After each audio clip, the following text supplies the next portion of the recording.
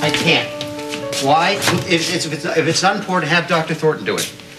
I told you I can't because I got a contractor here. The guy's out in the garden. He's walking all over my morning glories. It goes in the garden. I gotta go. Bye.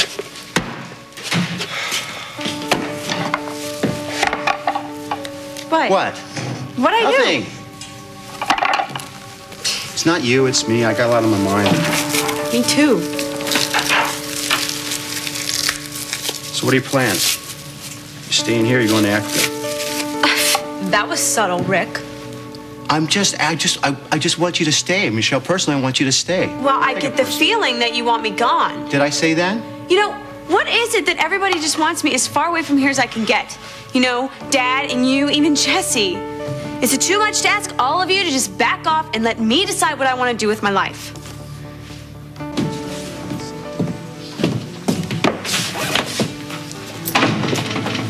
Whoa. Where's the party? I don't know. I guess we missed the dinner rush. Hey, Jeff. Hey, I wish you missed the dinner rush. This is as busy as it's been all night. Really? Yeah. Where is everybody? I don't know. At home watching TV, fasting, abducted by aliens. Who knows? So why don't you guys seat yourself wherever you want, and I'll be with you in just a minute. Great. I'm sit at the bar. Where do you want to go? You guys good? No, I want to. Over there. All the way back. I don't know about you, but I'm starving. All right, now don't start. I know you're concerned about your father, but you heard the message he left Jenna. Everything's fine. Well, you can go ahead and believe that. But yeah, I heard that message and I know everything isn't fine. He didn't say where he was. He didn't say when he was coming back. He didn't even say why he left town in the first place. You're overreacting. Philip, I know when something is wrong. And I didn't tell this to Jenna because I didn't want to upset her. But the truth is, I'm afraid my father is never coming back. This is so nice. I may stay here forever. It is nice, isn't it? It's just, I feel safe, at peace. Like, none of the problems out there can come in here and touch us. And it's all thanks to you. Oh, that's just the wine talking. No, it's you. You've turned this plain, ordinary cabin into, what was that movie? Enchanted Cottage. Seriously. I mean, why couldn't we just stay here forever? Just the two of us. Maybe you're right. Maybe we could stay here forever.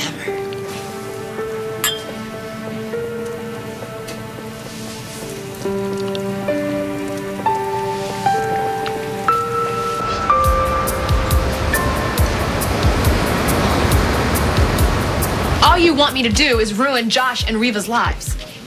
So what if I do? Somebody want to tell me what's going on here? Look who's here. Well, it's becoming a regular party. Not really. What's going on, Annie? Okay, Cassie, why don't you tell me?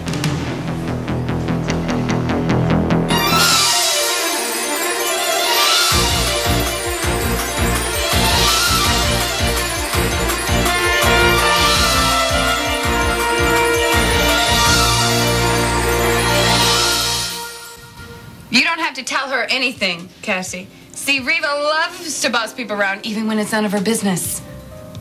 I heard my name mentioned. That makes it my business. You know what, Reva? You go ahead. Think whatever you want to think. I'm out of here. No, you're not. No, Go you're with not. me. I want to know just how long the two of you have known each other. We don't know each other. Well, that's not what it looked like from here. Annie knows that I work at Lewis Oil, and she came in here and she cornered me. Is that so? Yeah, it's all around town that Billy's dating his pretty new assistant. So when he walked in with her, I just assumed this was it. But what do you care? It's not like you have any interest in what goes on at Lewis Oil. I introduced myself as Josh's ex-wife, and she freaked out. You know why? Because you've been spreading a lot of lies about me around this town. Annie? Lies? Are you referring to you setting me up for murder or you trying to keep me from finding my sister? If that's what you're talking about, then yes, I have told Cassie that, but they weren't lies. That's exactly what I'm talking about. I tried to be nice and to introduce myself to her, and she freaked out. I get nothing but grief. That's not true. I was in here minding my own business, and she storms in here making disgusting insinuations about me and Billy, saying how the Lewis boys have this thing for blondes. And if I don't put out at work, then I'm probably going to lose my job. I'm sorry. If you want to date a drunk, that's your business, not mine, honey. You know, isn't that a lot like the pot calling the kettle black? Because from what I hear about you, Alan Spaulding and I should be comparing notes. Okay, stop it. I don't know what I walked in on here, but nobody's going anywhere until I get some straight answers.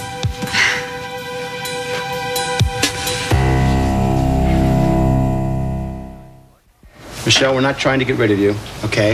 You gotta believe that. I'm sorry, it's not your fault. I've just been in a really bad place these days, you know? Everybody wants what they think is best for me, but what if going to Africa isn't it? So what is it? What do you want to do? It's been a really rough year for me, Rick. And maybe I've rushed into things without thinking them through, like looking for this person with my mother's heart.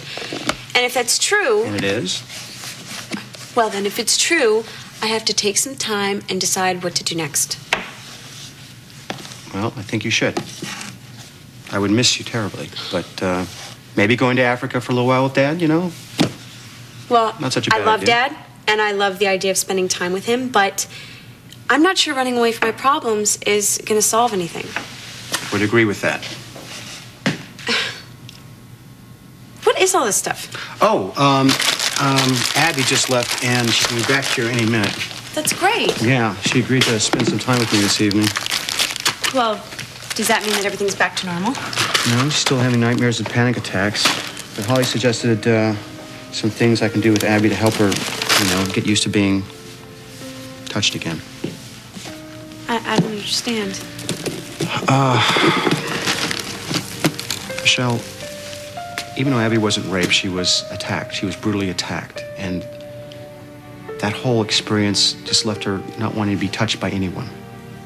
Even you? Hugging, holding hands, just even stroking her hair. She gets memories of that night, bad memories. I still feel like it's my fault. If I hadn't been with Jesse that night, she would have never gone to his garage, and this never would have happened. Don't cry. It's not your fault, you know? Well, then I think of Abby and how awful it must be to be afraid to be touched. You know, and how alone she must feel. It breaks my heart. Mine too.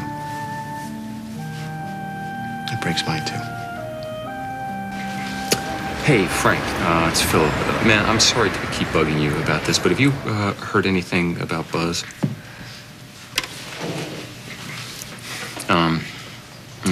Harley's just upset about it, and I thought maybe you had heard something that I could tell her to make her feel better. Okay, listen, if you do hear anything, would you give me a call on my cell phone? You have that number, right? Okay, thanks.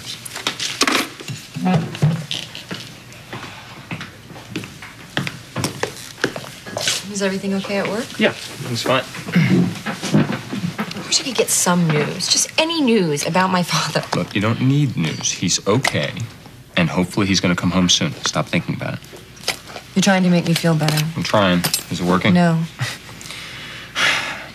You're going to feel so foolish when he comes back and I tell him that you heard that phone message and assumed that he was being held hostage. You know what? In this case, I would rather feel foolish than be right. I want you to stop and eat something. Okay? How can I eat something when my father could be chained to a wall somewhere being tortured? Okay, he's not chained to a wall. But the point is that I know something is wrong, and I know what you're doing. You're playing devil's advocate, and it's not helping. And you know what? If you're going to sit here and you're not going to believe me, then I can't stay here with you because I... Sorry about the slow service. Sorry about that.